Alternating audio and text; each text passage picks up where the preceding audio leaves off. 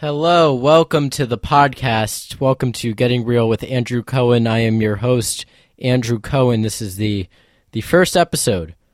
First official episode. Sorry, I don't know why I thought there was somebody outside my door or something. But yeah, it's our first official episode. I don't know if you listened to the very entertaining welcome episode that was posted on Sunday. But yeah, it's I have really high hopes for this time. I mean, I think because from 5 Live Comedy, which I did, it's till the end of the month you can see 5 Live Comedy, but the thing is, I made a lot of mistakes with 5 Live Comedy. Okay, I didn't know what I was doing. I started off with a really bad fucking podcast host that I don't use anymore. So I switched around and it went through some stages, but now I think restarting with enough experience, it's good. It's a good thing. And I think everybody should do it. I think everybody should, before I before I talk, it's like before I started, doing podcasting, the first time I did YouTube, I did from YouTube to podcasting. Podcasting, I was doing Podbean. Now I do Libsyn. So I've gone through many stages of the experience doing it. And I think doing it now, I'm kind of reiterating the same shit over and over again. I know that. But I mean, I highly suggest that if you're doing something you like, and you have a chance to kind of restart, which is what I'm doing, I highly suggest you do it, okay? Because giving you that restart is it's kind of, I guess, let me think. I mean, I guess for me personally, I'm kind of feeling, I'm feeling nerve-wracking, and I'm feeling nervous that, okay, maybe it kind of didn't really work the first time. How is it going to work this time? I don't know, what's going to happen. I don't know what the future holds. And I don't know if, this could all go to shit. Right now, I'm a senior in high school. For all of those who don't know, I'm a senior. Yes, I am. I'm a senior in high school. And, it's a tough year because there's all this shit that you don't want to pay attention to, but you're kind of forced to. Like college. I'll get into college for a minute. College is, it's coming up, and those deadlines are coming up, and, I've had a lot of arguments with my parents over it. I've had a lot of arguments that go like, you're never going to be successful. You're going to go to some cheap community college out here. And it's because, I'm lazy as shit. Essentially, that's why it is. I'm lazy as shit. And I can't bring myself to, do all this college stuff and fill out the application and stuff like that. So I procrastinate. And then, people say senior year is the easiest year. It's not the easiest year. Freshman year is the easiest year. I mean, all the years are hard with different things about them. They have different, challenges. But people say I think I know because after going through 3 and I know a 12th of them, I think I'm going to rank this, and you can disagree with me, but whatever. I think it goes junior, sophomore, freshman, junior, senior, sophomore, freshman. That's what, because I'm giving freshmen less because each of them come with their own challenges. And I know I'm saying freshman because, I mean, freshmen, you're getting into a new environment. I remember when I was freshman, you're coming into a new place, you're meeting new people, but, you're not, it's different, it's different. It's not middle school anymore, but, and it's, and it's different. It's different than, what you used to be the top, and now you're back to the bottom, and you thought you were tall, and now you're short. Mm-hmm. I'm telling you, I go through school, everybody complains, there's a lot of fucking freshmen that are, really small. And I'm like, I don't think it's because they're small. I think it's just because we've gotten bigger, so then they get smaller in proportion. That's what happens. As you get older, everybody starts seeming smaller to you. And it's just getting older, and it's coming with a lot of stuff too that I don't really want to deal with. Like here's the thing with me. I think I've realized the past week or so, and I got upset today. I want more than I'm getting. People say, like, I tell them when I do, and it's like, oh, that's so impressive. As a teenager, that's so impressive that you've already accomplished all this stuff in your life. And I'm like, yeah, thank you. And then in the back of my mind, I'm always thinking, like, how can I accomplish more? I always want to do more, and, in the things that I'm not supposed to do more in, like, according to, like, adults, I guess. I want to do this more. I want to act more, because I got really depressed this afternoon when, I didn't audition for this acting show that I kind of wanted to do.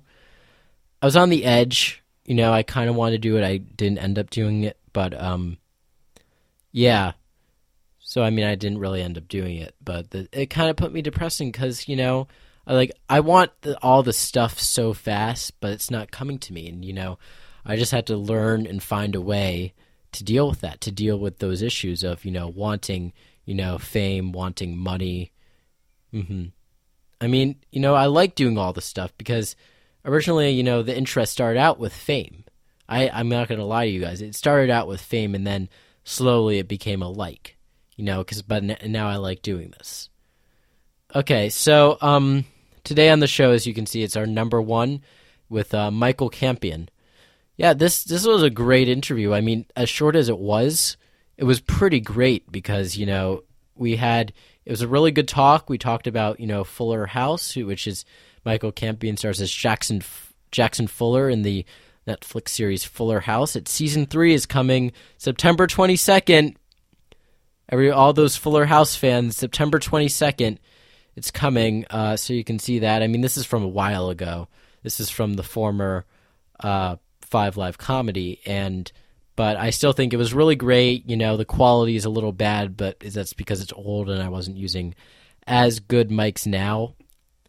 So, but yeah, I hope you guys enjoy it, and that's what really, the goals for this podcast, I guess I was thinking was like, just to entertain, probably try to give insightful interviews or insightful information, maybe insightful movie reviews or just whatever, just be insightful and give them from a teenager's perspective because that's so understated today.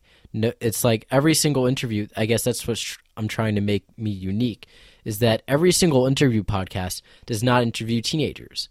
I'm trying to, end that. I'm trying to find that one podcast where everybody can come on. All those like underrepresented teenagers that don't come on. I don't know. Is it a liability thing? Is it just they don't want the spot? I don't know what it is, but I'm trying to end that. So, anyways, without further ado, here is MICHAEL CAMPION. Ace Podcast.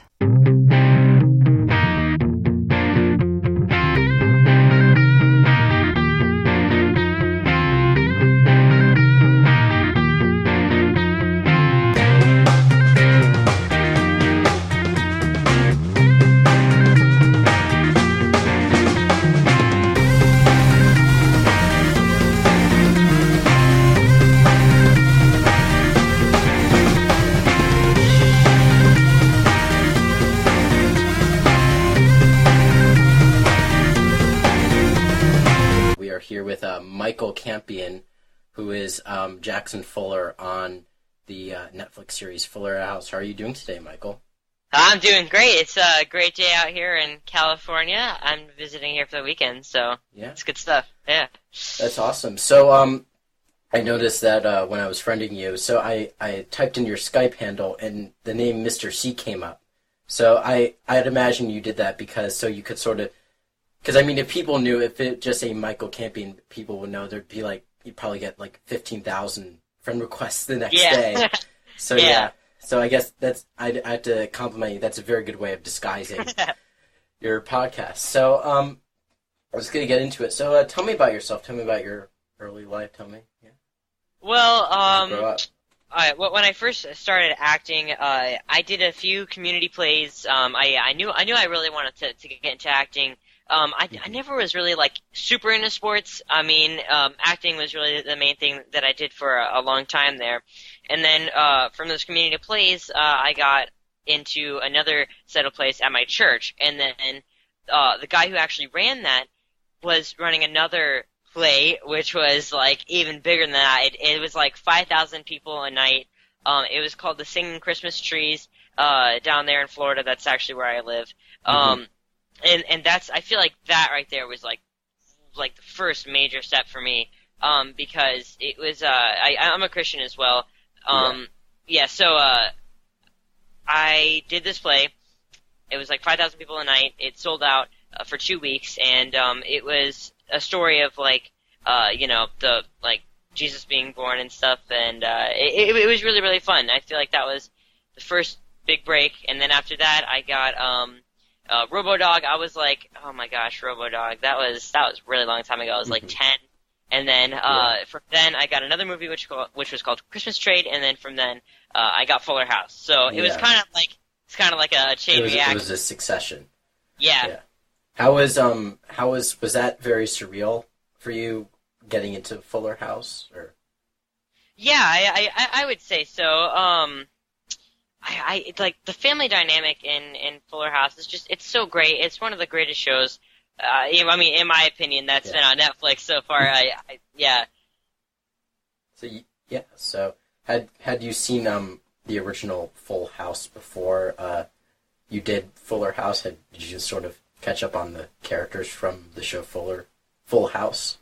Yeah, I had actually watched Full House long before I even knew what Fuller House was. That's why I was so excited when I got Fuller House, because like, wow, I get to work with all these fantastic people here. So yeah, I watched like reruns on Nick at Night and stuff, along with like the Fresh Prince of Bel-Air and Friends and stuff like that. So I'm gonna get into, let's talk about school. So do you go to like a regular school in Florida? I do not anymore. I switched to a virtual school program, but I still do it out of my normal school. Yeah. Yeah, I'd imagine, because you're Los Angeles, maybe. Oh yes, how long does it take to film Fuller House? Like, does it take like, how long is like sort of the filming duration, like, or in like one season? Like, well, for the first season that we did, it was about 4 months, and then season 2 is about 4.5 months. Is season 2 going to be longer than season 1? No. They're the same amount of episodes. It was just we started later, I guess. I'm not entirely sure why. But whatever. But for season 3, I'm pretty sure that they're going to have more episodes, which is going to be great, and we're going to be out here for longer. So. So you're like constantly traveling. Then you're in Florida most of the year, and then 4 months you come out here to LA. There to LA. So do people?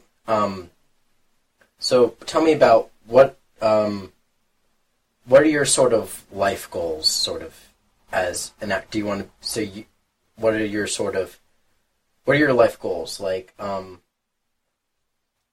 do you want to continue acting? I assume, right? Yeah, for sure. I mean, I've always wanted to be an actor, like I said before. I'd say acting is really like, I mean, there's so much you can explore with acting, and it's not just with like, sitcoms or other TV shows. Like, it could be like, you could switch to Broadway, or you could go to like modeling and stuff. I mean, they're all connected in some way, and I feel like acting, like, if you're an actor, you can do so many more things, which is so cool to explore. And I may not just like focus on one thing, but when I'm going up, like, with my life, I just want to have as many experiences as possible. What's your favorite sort of genre to act? Well, I haven't really had that many things so far, but things you've done, like what? Yeah. I'd have to say, that's kind of difficult. I do like doing like drama kind of stuff. Drama, yeah. Yeah, but then again, I also do like comedy at the same amount. But I feel like a certain side of me comes out when I'm doing like a drama script, maybe not like a TV show or a movie or anything. I've had to do a few like test scripts or whatever if I was going into an audition, and I always felt like, oh, you know, this is really cool. Like I get to express an emotional side rather than like a fun, happy side, which is cool. Mm-hmm. So tell me about the process on how did you get Fuller House? So were you discovered? Did you go into a casting call? Were you did you have your agent at this time just give you this opportunity, or what happened? Well, I had done a lot of video auditions in the past for other movies and TV shows. That's how I got RoboDog and the other movie, Christmas Trade. So this time was no different. Since I can't really like go out to California for every audition, I have to do video auditions and then send them in. Yeah. I think like 5,000 or 6,000 kids auditioned for Jackson, and it was by some miracle I got Jackson. It was really cool. So I did like 2 or 3 video auditions at first. You're like, hey, we really like you. We want you to do more. Like we want to like change up your hair in this one. We want you to like change up your clothes. So, but by the time it was done, I probably did about 5, and then they flew me out there. And I went to Warner Brothers for the very last audition, and after everything was said and done, they're like, "Hey, we're gonna tell you your hotel information." We're like, "Okay, cool." And they didn't actually tell us their hotel information. They're like, "Hey, you know, like welcome to the family here. You're part of Netflix, Warner Brothers, and all that stuff." I'm like, "Wow, I was just boggled," and I started crying like right there on the spot. I think they caught it on video. Yeah, it was just so overwhelming for me. And actually, fun fact, I got it on my birthday as well. I got Full House on my birthday that must weekend. Have been a really good birthday present. Yeah, happy birthday to me right there.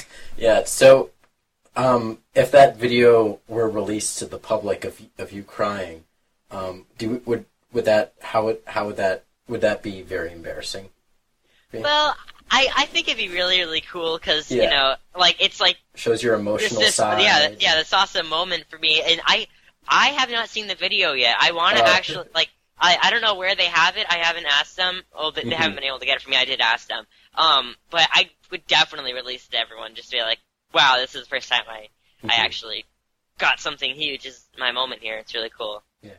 Where did you learn how to act? Like, what type of classes did you take? Like, well, I guess it wasn't like I took a class on acting, but like I said before, I did a lot of plays and stuff in the past, and a few commercials here and there, a few print work. But I would say it's just all about experience. As you go through your acting career, if you're really passionate about acting, it'll almost like fall naturally in a sense, because I know a few friends who have, like, I've seen them blossom from like going to school plays to like almost Broadway style. It's really cool to see that. But like, they didn't take any like special acting classes or anything.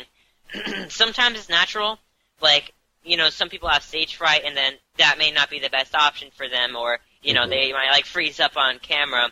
But if you think it's the right thing for you, I mean, go ahead for sure. Like, just start doing whatever you have locally, and then I'll just go from there. Like, get an agent, do print work and all that stuff, and then you build a resume eventually. And yeah.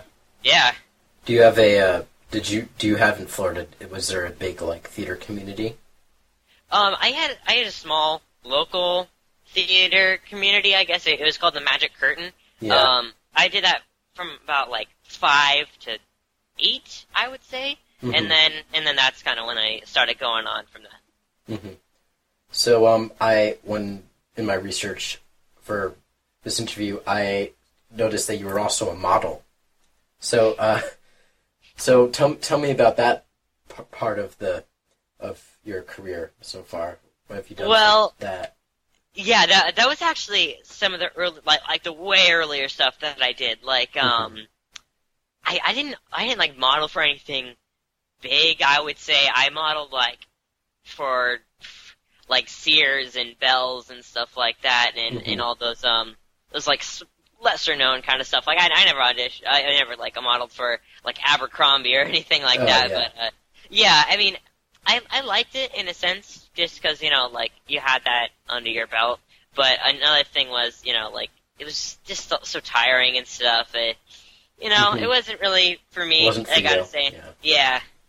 What are your sort of, your acting inspirations? Like, what really inspired you to go into acting? Did your parents say something? Did you see like an actor in like a movie? Honestly, I would have to say it wasn't an actor or a movie or my parents or anything. It would be a director. I am a huge fan of Steven Spielberg, and Steven Spielberg. Even before I wanted to go into acting, I like almost studied his movies, like Indiana Jones and Jaws and all that kind of stuff. And I was like, wow, that's so cool. I mean, I wonder how it would be in front of the camera with this guy. And I've never actually had the opportunity to meet Mr. Spielberg, but that'd be so cool if I did.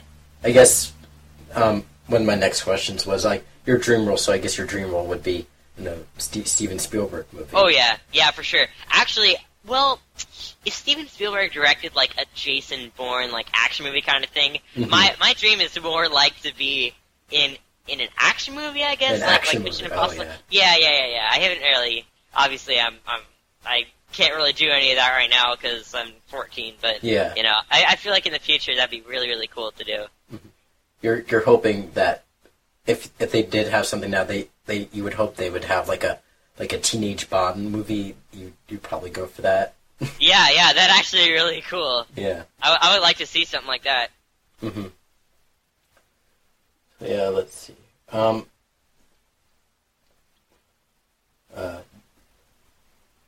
Okay.